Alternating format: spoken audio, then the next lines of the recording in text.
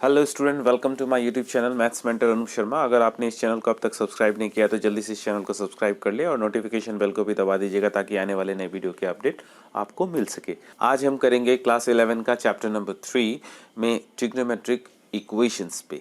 तो सबसे पहले हम डेफिनेशंस देख लेते हैं और उसके बाद हम इसके कुछ थ्योरम्स को देखेंगे और कुछ सम को करेंगे। तो पहले देखते हैं बोर्ड पे डेफिनेशंस। तो डेफिनेशन में यहाँ पे है सबसे पहले सोल्यूशन ऑफ ट्रिग्नोमेट्रिक इक्वेशंस का। Equation involving one or more trigonometric functions are called trigonometric equation। तो ट्रिग्नोमेट्रिक इक्वेशन का मतलब एक्चुअली होता क्या है कि आप जैसे देखते हैं कि एक इक्वेशन है, जैसे हमने लिखा x + 1 = 0, इसे हमने क्या बोला, लीनियर इक्वेशन बोला। अगर उसी तरह से मैंने x² + x + 1 = 0 बोला तो यहाँ देखिए x का पावर 2 है तो इसे मैं क्वाड्रेटिक इक्वेशन बोलूँगा। तो ठीक उसी तरह से अगर हमने एक इक्वेशन लिया और जिस इक्वेशन में एक या एक से ज़्यादा ट्रिग्नोमेट्रिक रेशियोज आ जाए या ट्रिग्नोमेट्रिक फंक्शंस आ जाए, मान लीजिए 10² x 10x + 1 = 0। अब ये देखिए इस इक्वेशन में trigonometric ratio trigonometric functions involve है, तो इस तरह के इक्वेशंस को हम बोलेंगे ट्रिग्नोमेट्रिक इक्वेशंस।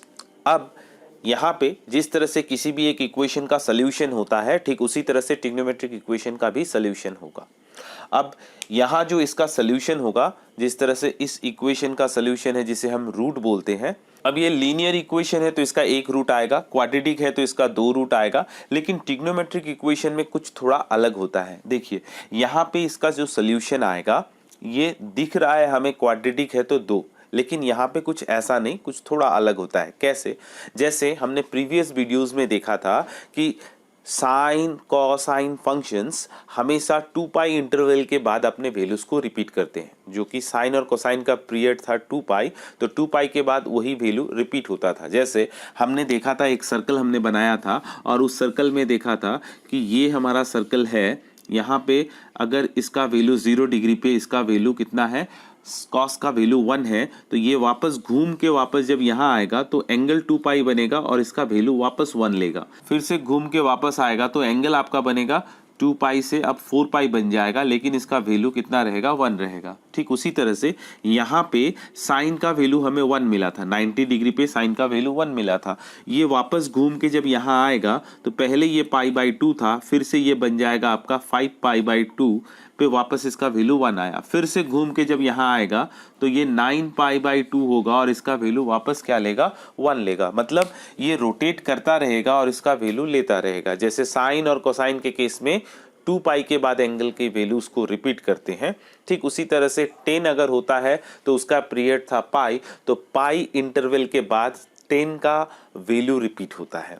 तो यहाँ पे बहुत सारे हमको सोल्यूशन मिलते हैं। तो देखिए, a value of the unknown angle which satisfy a given trigonometric equation is called a solution of given equation। तो यहाँ पे ये अननोन आपका क्या बन रहा है, जैसे यहाँ पे 10 है तो आपका 10x में से x जो है ये अननोन बन रहा है, जिसका वैल्यू बहुत सारा ले सकता है, तो इन्हें हम क्या बोलेंगे, सॉल्यूशन बोलेंगे। अब देखिए मैंने जो बोला यहाँ पे रिपीट होता है, तो दरअसल क्या होता है, जब हम 0 से 2π, मतलब ये पूरा एक कंप्लीट रोटेशन 0 से लेके 2π के बीच के बाद अगर हम बोलते हैं, मतलब देखिए जब हम 0 से लेके 2π के बीच में, मतलब एक कंप्लीट रोटेशन के भीतर x का वैल्यू जो होगा उसे हम बोलेंगे प्रिंसिपल सॉल्यूशन।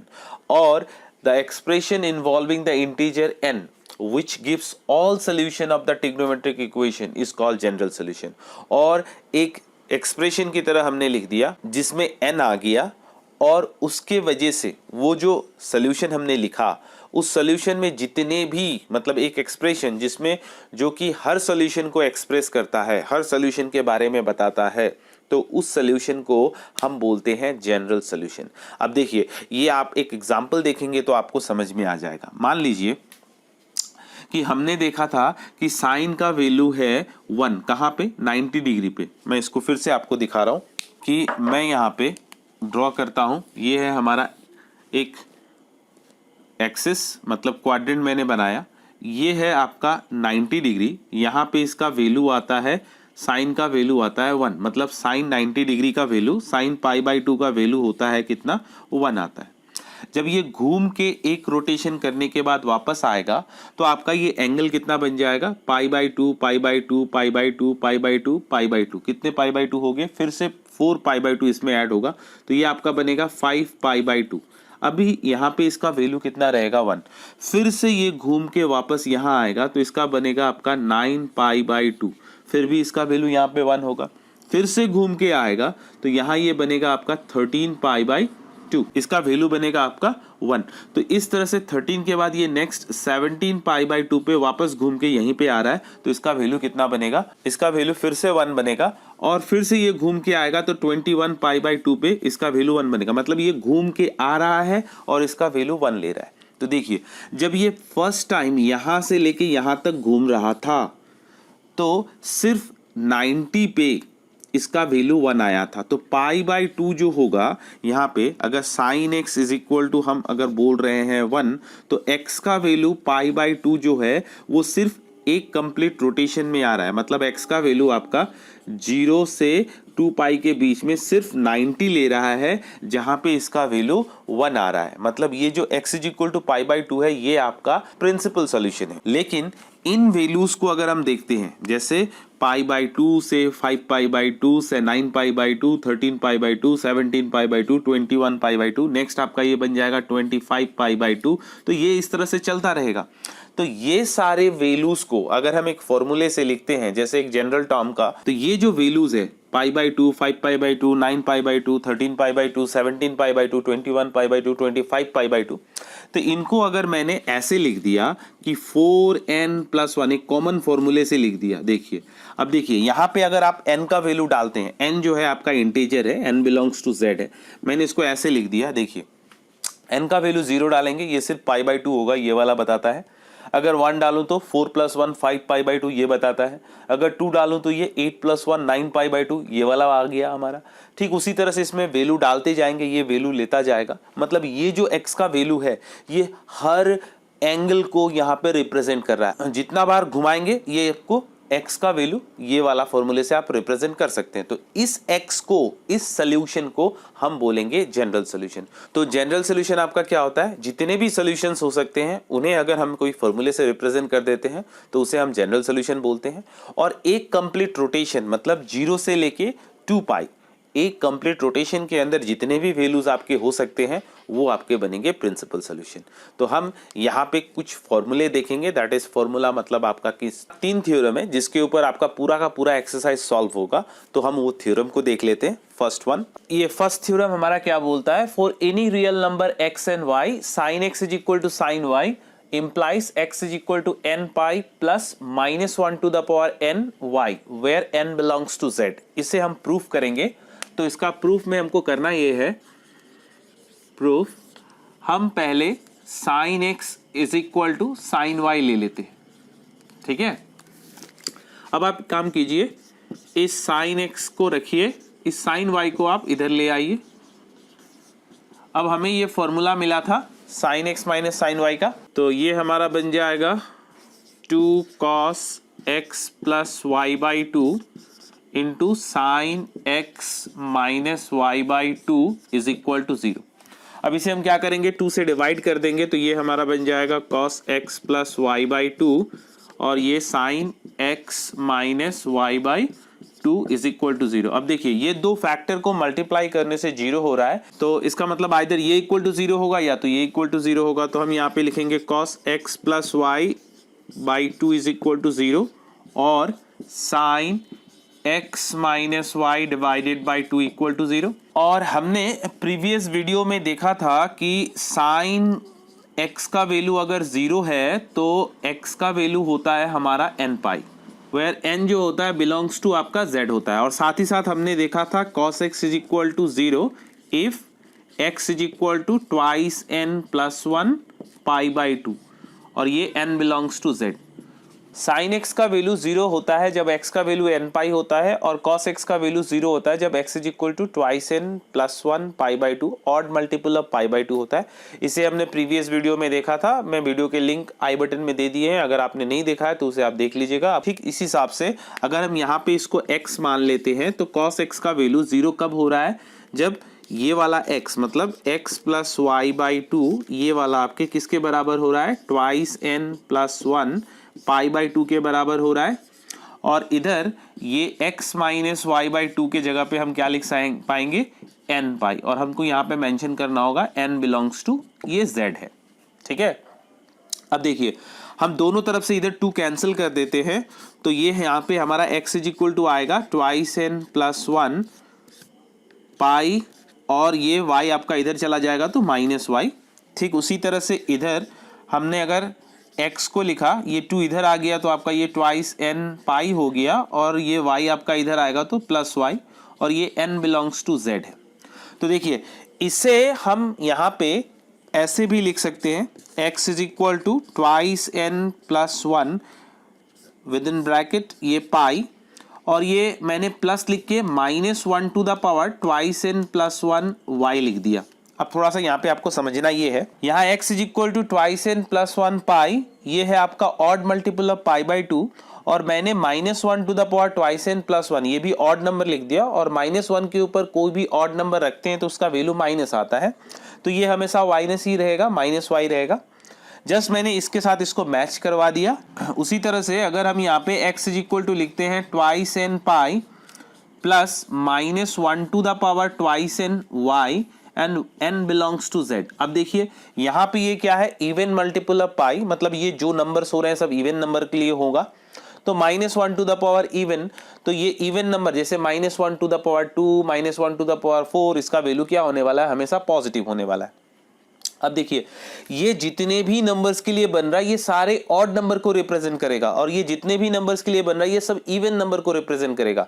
तो आप मान लीजिए x का वैल्यू जो कि एक पूरा का पूरा ऑड बता के जा रहा है और एक पूरा का पूरा इवन बता के जा रहा है, और ऑड और इवन अगर हम एक साथ मिला दे देंगे तो ये हमारा क्या होगा, पूरा का पूरा इंटीजर बता देगा। तो कंबाइनिंग दिस रिजल्ट हम क्या लिख सकते हैं, combining these results x is equal to n pi plus minus one to the power n y, और ये n belongs to z होगा। तो ये हो गया हमारा इस थ्योरम का प्रूफ।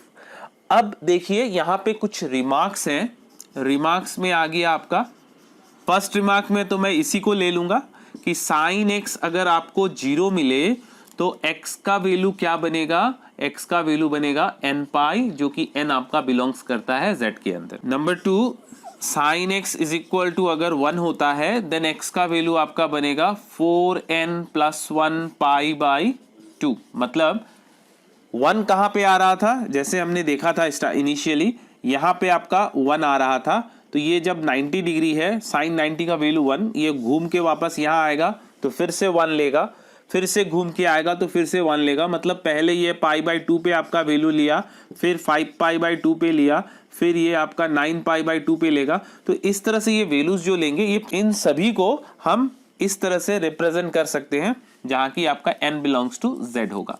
उसी तरह से नंबर 3 में अगर sine x is equal to अगर आपको -1 मिलता है तो x का वैल्यू बनेगा 4n minus one pi by two, और ये n बिलोंग्स टू आपका z होगा। नेक्स्ट है हमारा थ्योरम नंबर 2, ये है for any real numbers x and y cos x is equal to cos y अगर होता है तो हम x के जगह पे बिठाएंगे x is equal to twice n pi plus minus y where n belongs to z। अब हम इसका प्रूफ देखेंगे, तो देखिए प्रूफ में हम क्या करेंगे, ये cos x is equal to cos y हमने लिख लिया। अब आप एक काम कीजिए, इस cos x minus cos y लिख लीजिए इज इक्वल टू 0। अब आप क्या करेंगे, अब आप इस पे फॉर्मूला लगा दीजिए, cos x minus cos y का फॉर्मूला था, पूरा का पूरा आपका साइन में आएगा, तो minus sine x plus y by two sine x minus y by two is equal to 0। ठीक है, तो आप -2 से डिवाइड कर दीजिए, तो ये आपका बन जाएगा sine x plus y divided by two into sine x minus y by two is equal to 0। अब यहाँ क्या होगा, आइदर आपका sine x plus y by two का वैल्यू 0 बनेगा, और यहाँ पे आपका sine x minus y by two का वैल्यू 0 बनेगा। अब देखिए साइन x का वैल्यू 0 होने से हम क्या लिखते हैं, x plus y by two, ये जो हमारा x का काम कर रहा है तो ये कितना हो जाएगा, n पाई बनेगा। उसी तरह से इधर में x minus y by two जो होगा उसको हम क्या लिखेंगे, n पाई लिखेंगे, वेयर हमारा n जो होगा वो क्या होगा, सेट ऑफ इंटीजर्स होगा, z में बिलोंग करता है। तो यहां से हम x इज इक्वल टू क्या लिख सकते हैं, ट्वाइस n पाई, और इस y को हम इधर ले आते हैं तो माइनस वाई, इसको एक नंबर पकड़ लीजिए। और दूसरा x इज इक्वल टू यहाँ पे आपका twice n pi plus y, where n belongs to क्या होगा, z होगा। तो फ्रॉम 1 and 2, आप एक काम कीजिए इसको नंबर 2 दे दीजिए। तो फ्रॉम 1 and 2 हम दोनों को मर्ज करके लिखते हैं, फ्रॉम 1 and 2 वी गेट, हमको क्या मिल जाएगा, इन दोनों को हम एक साथ लिख देंगे, x is equal to twice n pi, एक प्लस आ गया ये वाला, माइनस आ गया ये वाला, माइनस वाई, यहां लिख देंगे where n belongs to z। तो ये हो गया हमारा actually where n belongs to z, ये हो गया हमारा ये थ्योरम नंबर 2। अब इसके भी कुछ रिमार्क्स है, रिमार्क्स में मैं यहाँ पे लिख रहा हूँ, मान लीजिए ये दिया गया, ये है रिमार्क्स। पहला है नंबर 1, अगर कॉस x का वैल्यू अगर आपको 0 मिले देन आपका x का वैल्यू होगा twice n plus 1 pi by 2, ये हमें पहले भी मिल चुका है, n belongs to z। Number 2, अगर आपको कभी मिलता है cos x का वैल्यू अगर 1 है तो cos का वैल्यू 1 आपका कहाँ पे आता है, जब इस तरह से हमने देखा था cos का वैल्यू 1 हमारा यहाँ आ रहा था 0 पे, ये घूम के वापस आएगा तो कितना होगा, 0 पे आएगा, 2 पाई पे आएगा, फिर 4 पाई पे आएगा, फिर 6 पाई पे आएगा, फिर 8 पाई पे आएगा, फिर 10 पाई पे आएगा। तो देखिए सब इवन नंबर्स पे ये आ रहे हैं। तो ये 1 जो वैल्यू है आपका कहाँ आ रहा है, 0 पे आ रहा है, 2 पाई पे, 4 पाई पे, 6 पाई पे, 8 पाई पे, 10 पाई पे, और अगर आप रिवर्स भी जाएंगे तो -2 पाई पे, -4 पाई पे आएगा। मतलब आप यहाँ पे x का वैल्यू कितना लिखेंगे, twice n pi, n belongs to z होगा। ठीक उसी तरह से नंबर 3 पे आपका cos x का वैल्यू -1 कहाँ लेता है, cos x का वैल्यू -1, देन आप लिखेंगे x is equal to, cos x का वैल्यू -1 देखिए आपका यहाँ ले रहा था, ठीक है।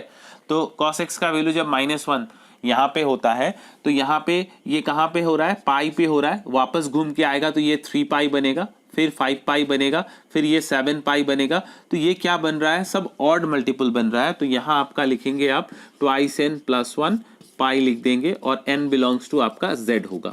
तो ये हो गया आपका रिमार्क, किसके लिए, जब आपको कॉस में 0, 1 और -1 मिले तो आपको ये बिठाना है सोल्यूशन में।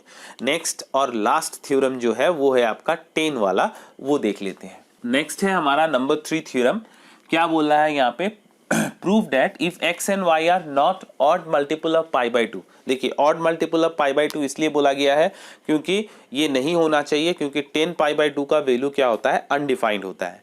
इसलिए पाई बाई 2 को छोड़ के बाकी सब जगह पे 10x is equal to 10y अगर रहे तो हम x इज इक्वल टू लिखते हैं n pi plus y, where n belongs to z। ये हमें प्रूफ करना है। तो इसका प्रूफ एकदम सिंपल है। इसको हम क्या करेंगे, प्रूफ लिखेंगे और यहाँ पे हम लिख लेंगे 10x is equal to 10y। तो हम 10 को क्या लिख सकते हैं, sine x by cos x लिख सकते हैं। तो मैंने यहाँ sine x by cos x लिख दिया, इज इक्वल टू यहाँ पे मैंने sine y by cos y लिख दिया। अब हम क्या करेंगे, इसको क्रॉस मल्टीप्लाई कर देंगे तो ये आपका क्या बन जाएगा, साइन x और ये कॉस y इधर आ जाएगा, इज इक्वल टू इधर साइन y और ये आपका कॉस x हो जाएगा।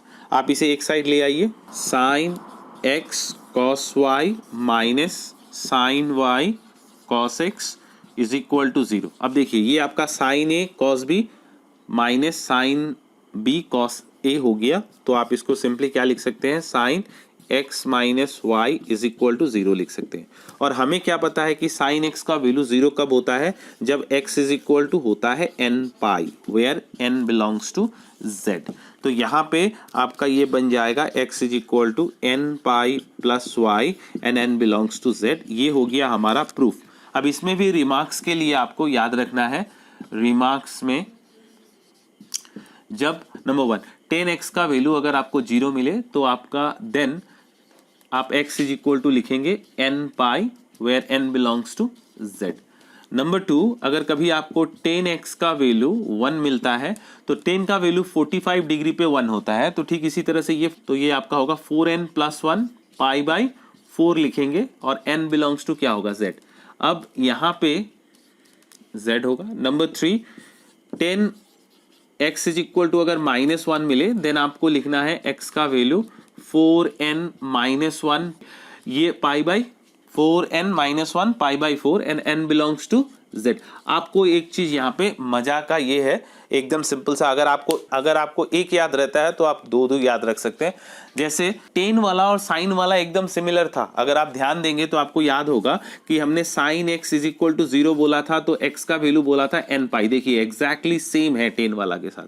अगर आपको मिला था sine x is equal to 1 तो आपको x इज इक्वल टू मिला था 4n + 1 पाई बाई 2। आपको सिर्फ इतना याद रखना है कि 4n + 1, साइन का वैल्यू 1 90 डिग्री पे होता है इसलिए यहाँ पे हम पाई बाई 2 लिखते हैं, और 10 का वैल्यू 45 डिग्री पे 1 होता है इसीलिए हम यहाँ पे पाई बाई 4 लिखते हैं। एग्जैक्टली आप सिर्फ इतना याद रखिए। Sine x is equal to अगर -1 हुआ था तो हमने लिखा था x is equal to 4n - 1 pi by 2 लिखा था, और देखिए यहाँ पे 10 में -1 हुआ है तो हमने क्या लिखा है 4n - 1 पाई बाई 4, क्योंकि 10 का वैल्यू 1 45 डिग्री पे होता है और साइन का वैल्यू 1 90 डिग्री पे होता है। तो आपको सिर्फ वहां पे अगर माइनस है तो 4n - 1 लगाना है, प्लस है तो आपको 4n + 1 लगाना है, और 90 है साइन के केस में और 45 है 10 के केस में, और बाकी साइन और 10 0 होने से x का वैल्यू n पाई होता है। आपको इजीली याद रह जाएगा। ठीक है, अब हम इसके कुछ सम देखेंगे।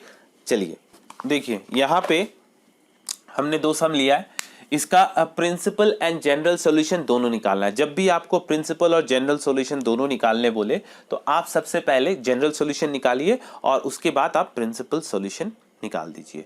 तो हम पहले नंबर 1 को पकड़ते हैं। यहाँ आपका क्वेश्चन है sine x is equal to -√3/2। अब इसका हम सोल्यूशन करने जा रहे हैं। तो सबसे पहले साइन कितने डिग्री का वैल्यू √3/2 होता है, 60 डिग्री, हमने पाई बाई 3 लिख दिया। इस माइनस को हमें हटाना है, तो हमें क्या पता है साइन फर्स्ट क्वाड्रेंट में पॉजिटिव, सेकंड क्वाड्रेंट में पॉजिटिव, थर्ड क्वाड्रेंट में यहाँ पे साइन का वैल्यू नेगेटिव होता है। तो क्या करेंगे, यहाँ पे लिख देंगे sine pi plus pi by 3। देखिए ये हमारा पॉजिटिव बन गया, सामने का माइनस हमने हटा दिया। इसको अगर आप सिंप्लीफाई करके लिखते हैं तो यहाँ पे आप क्या लिख सकते हैं, sine x is equal to sine, ये आपका कितना बन जाएगा 3 + 1 4 पाई बाई 3 बन जाएगा। अब देखिए ये देखने में आपका कैसा बन गया, sine x is equal to sine y की तरह बन गया, और हमें क्या पता है ऐसा हो तो हम क्या लिखते हैं n pi plus -1n y लिखते हैं। तो हम क्या करेंगे, यहाँ लिखेंगे x इज इक्वल टू, मतलब हमारा जनरल सॉल्यूशन हो जाएगा यहाँ पे x is equal to n pi plus -1n 4 pi by 3। ये हमारा y का काम कर रहा है, ये हमारा x ही का काम कर रहा है, और यहाँ लिख देंगे n बिलोंग्स टू z। ये आ गया हमारा इसका जनरल सॉल्यूशन, एकदम सिंपल है। और इसका प्रिंसिपल सॉल्यूशन निकालना है तो हम लिखेंगे प्रिंसिपल सॉल्यूशन।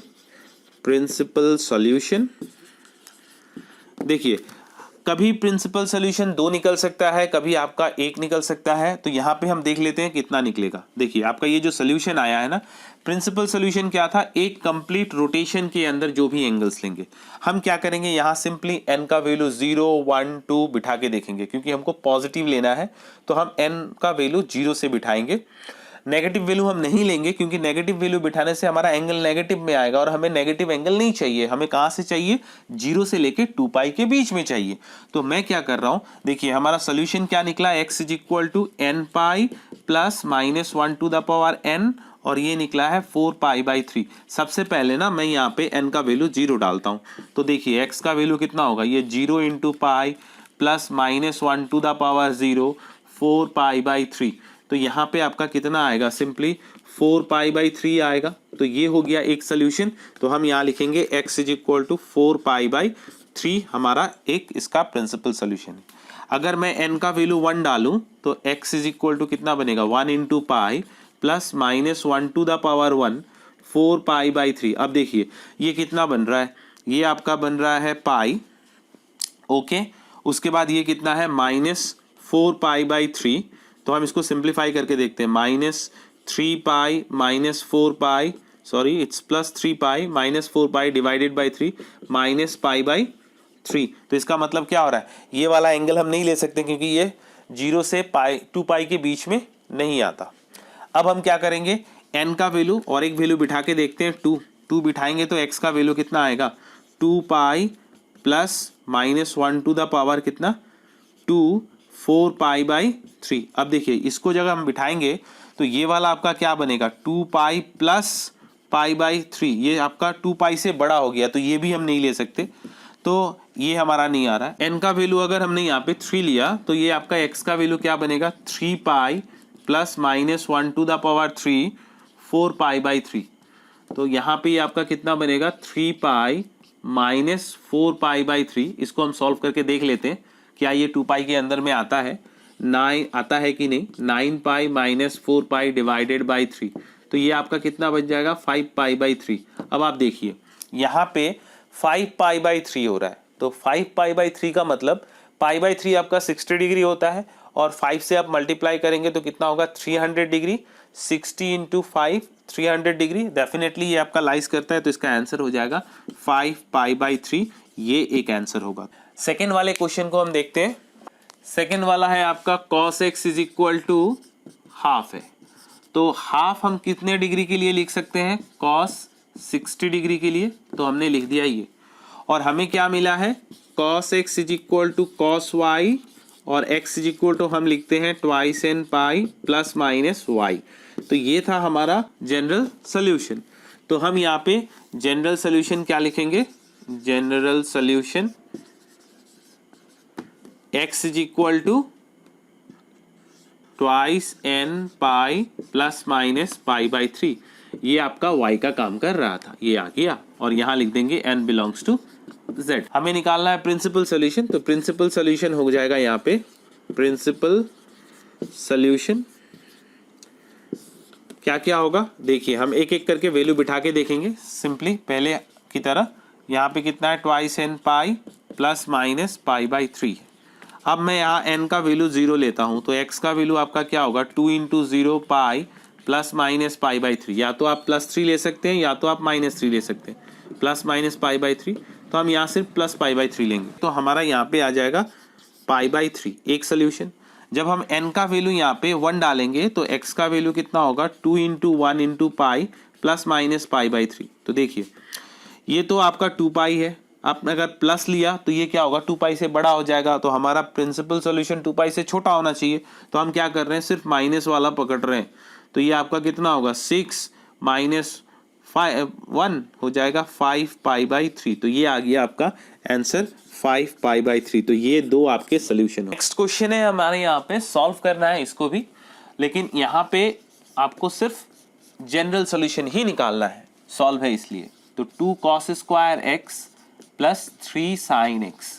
अब यहाँ देखिए दोनों रेशियो सेम नहीं है, तो आपको दोनों रेशियोज को सेम बनाना है। आप cos को sin में ले जाइए, हमें क्या पता है हम इसको ऐसे लिख सकते हैं 1 minus sine square x plus 3 sin x is equal to 0।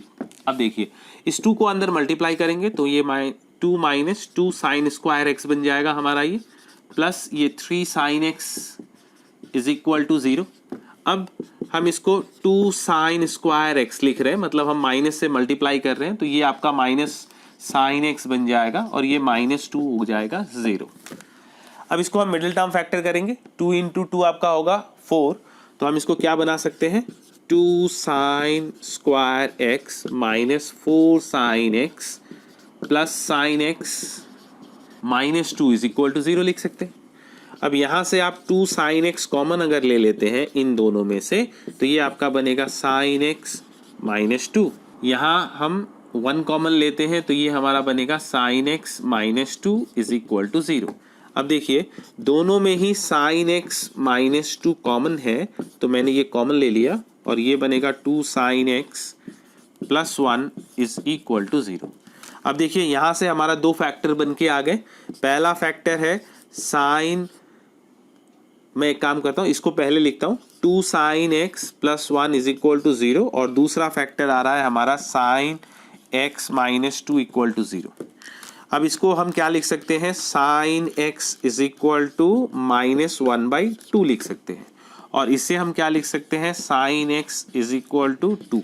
और हमें क्या पता है कि साइन का मैक्सिमम वैल्यू +1 और मिनिमम वैल्यू -1 होता है, तो साइन का वैल्यू कभी भी 2 नहीं हो सकता, तो हम यहाँ लिख देंगे ये पॉसिबल नहीं है, नॉट पॉसिबल, तो ये वाला नहीं होने वाला हमारा। ठीक है, अब यहाँ पे हम ये sine x is equal to minus sine कितना लिख सकते हैं, साइन π/6। अब ये माइनस को हमें प्लस बनाना है, तो हम इसको क्या करेंगे, साइन थर्ड क्वाड्रेंट में ले जाएंगे, पाई प्लस π/6, तो ये हमारा कितना बन जाएगा, साइन 7π/6 बन जाएगा। अब देखिए sine x is equal to sine 7π/6, इसका मतलब हम यहाँ x इज इक्वल टू क्या लिख सकते हैं, x is equal to n π plus -1 to the power n 7π/6 और n बिलोंग्स टू हमारा z होगा। ये आ गया हमारा आंसर। ठीक है, तो ये था हमारा वीडियो ऑन ट्रिग्नोमेट्रिक इक्वेशंस पे। अगर आपको ये वीडियो पसंद आया है तो इसे लाइक, शेयर और सब्सक्राइब जरूर कीजिएगा। Thank you.